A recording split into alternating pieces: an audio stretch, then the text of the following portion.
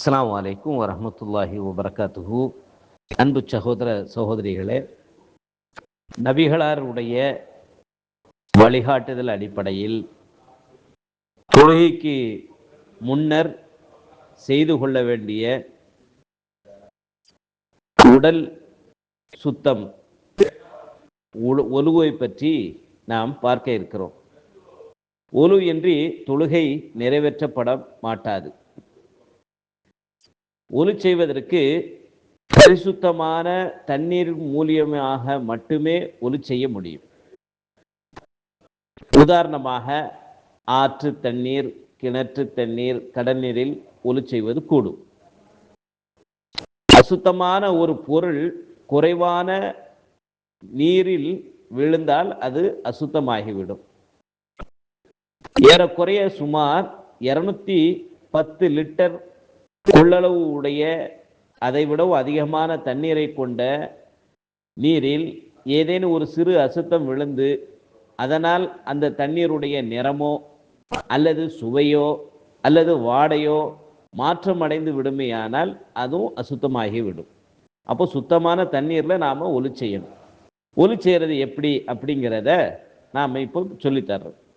முதல்ல பிஸ்மில்லா என்று சொல்லிக்கொண்டு நம்முடைய முன் கைகளை நாம் மணிக்கட்டு வரைக்கும், வளையல் போடுற இடம் பெண்களாக இருந்தால், ஆண்கள் வாட்சி கட்டக்கூடிய இடம், அந்த மணிக்கட்டு முன் மணிக்கட்டு இரண்டையும் என்ன செய்யணும்னு சொன்னால் ஒரு முறை கட்டாயமாக கழுவணும். 3 முறை அதிகபட்சமாக 3 முறை 2 முன் கைகளையும் கழுவிக்கொள்வது சுன்னத்தாகும், நபியினுடைய வழிகாட்டுதல் ஆகும். அதே போல தூங்கி எழுந்ததற்கு பிறகு நம்முடைய 2 முன் கைகளையும் 3 தடவை இருந்துச்சுன்னா இவ்வாறு கழுவிக்கொள்வது சுன்னத், நபியுடைய வழிமுறை. 3 தடவைக்கு மேலே கையை கழுவுறது என்பது மார்க்கத்தில் வரம்பு மீறிய செயலாகும். அது தடுக்கப்பட்டிருக்கு, பாவமானது செயல் என்பதை நம்ம புரிந்து கொள்ளணும்.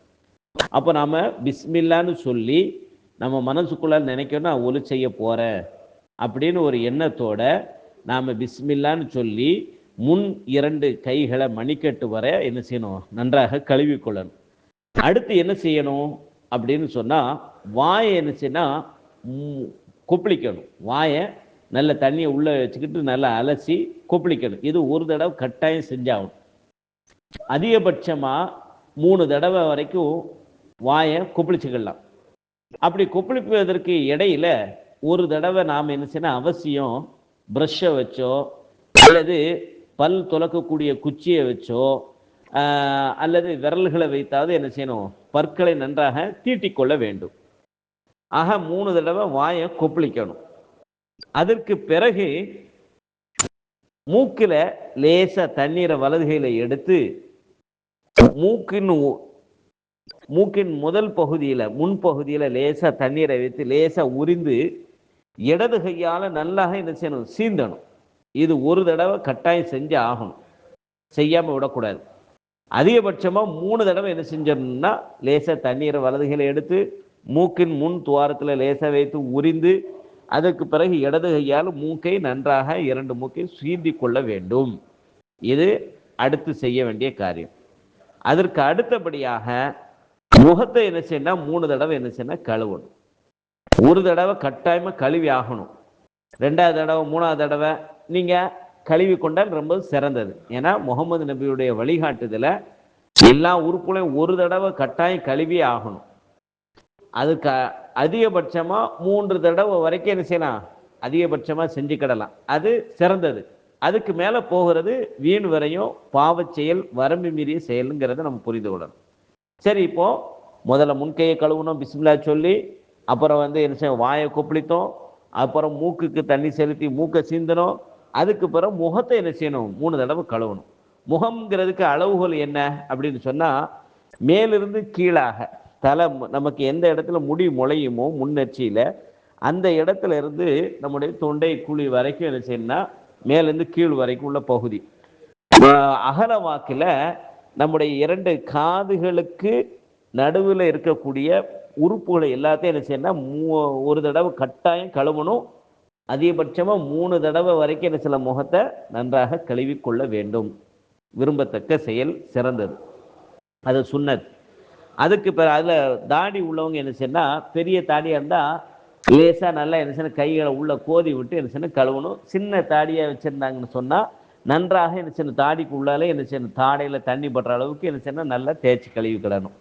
அடுத்து முகத்தை கழுவுனதுக்கு பிறகு வலது கையை என்ன செய்யணும்னு சொன்னால், நம்மளோட நுனி விரல்ல இருந்து முழங்கை வரைக்கும் வலது கையை ஃபஸ்ட்டு கழுவணும். இடது கையை கழுவக்கூடாது. ஃபஸ்ட்டு வலது கையை நுனி விரல்ல இருந்து முழங்கை வரைக்கும் என்ன செய்யணும், 3 தடவை என்ன செய்யணும், கட்டாயம் கழுவணும். ஒரு தடவை கட்டாயம் கழுவணும். மிச்ச 2 தடவை எக்ஸ்ட்ரா செய்து கொண்டால் அது சிறந்தது. அது நபியுடைய வழிகாட்டுதலில் இருக்குது என்ற அடிப்படையில் சொல்கிறேன்.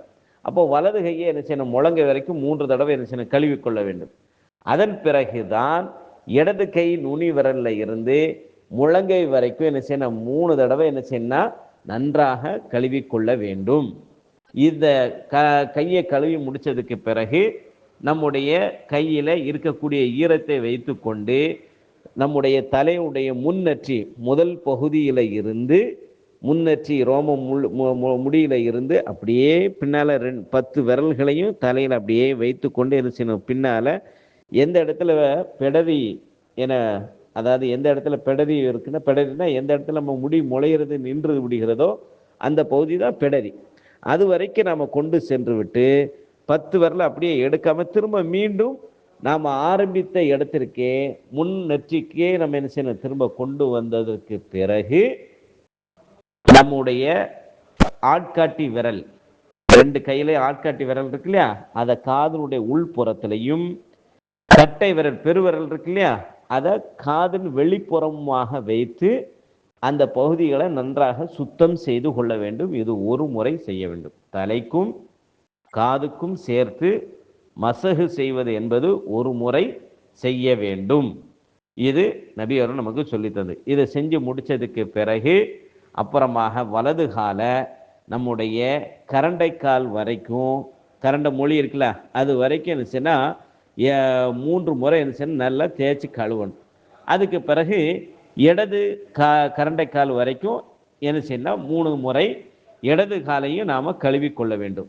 இவ்வாறு கழுவி முடித்தவுடன் நாம் ஒழுவை செய்து முடித்தாகி விட்டது என்பதன் அடையாளமாக கடைசியாக நாம் என்ன செய்யணும்னா துவா ஒன்று சொல்லி அந்த ஒழுவை பரிபூர்ணப்படுத்தணும். அதை என்ன சொல்லணும், இந்த காலை கழுவு முடித்ததுக்கு பிறகு அஷ்ஹது அன் லா இலாஹா இல்லல்லாஹு வஹ்தஹு லா ஷரீக லஹு வ அஷ்ஹது அன்ன முஹம்மதன் அப்துஹு வ ரசூலுஹு.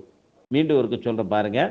அஷ்ஹது அன் லா இலாஹ இல்லல்லாஹு வஹ்தஹு லா ஷரீக லஹு வ அஷ்ஹது அன்ன முஹம்மதன் அப்துஹு வ ரசூலுஹு என்று சொல்லி பரிபூர்ணமாக நாம் ஒழுவை செய்து முடித்தாகி விடுகிறது. சரி, இப்படி ஒலு செய்யும் பொழுது ஏன்னா நாம் அவசியம் 4 விஷயத்தை கேர் எடுத்துக்கணும். வாயை குப்பளிக்கணும், நாசிக்கு மூக்கில் தண்ணீர் சீந்தி முகத்தை கழுவணும், இது 1. 2வது 2 கைகளையும் முழங்கை வரை கழுவுதல். 3வது தலைக்கும் காதுக்கும் சேர்த்து மசகு செய்தல், தடவி கொள்ளுதல். 4வது கரண்டைக்காலை என உட்பட 2 கால்களையும் கழுவிக்கிடணும். மேலே சொன்ன அந்த ஒழுவுடைய உறுப்புகளை கழுவுவது அவசியம், தொடர்ச்சியாக இருக்கணும். உறுப்புகளை தொடர்ச்சியாக கழுவ வேண்டும். ஒரு உறுப்பை கழுவி அது காயும் அளவிற்கு நீண்ட நேரம் தாமதித்து அடுத்த உறுப்பை கழுவக்கூடாது என்பதை நம்ம கவனத்தில் கொண்டு நாம் முகமது நபி எப்படி தொழுகைக்கு முன்னால் நம்முடைய உடல் உறுப்புகளை அங்கங்களை கழுவி கொண்டார்களோ அந்த அடிப்படையில் ஒலு செய்து கொண்டு அவர்கள் சொன்ன அந்த துவாவை நாம் என்ன செய்யணும், ஓதிக்கொள்ள வேண்டும். இவ்வாறு ஒலு செய்கிற முறையை நாம் தெரிந்து கொண்டோம். அடுத்து நம்ம தொழுகையுடைய முறையை இன்னொரு வகுப்பில் நான் சொல்லித்தர்றேன்.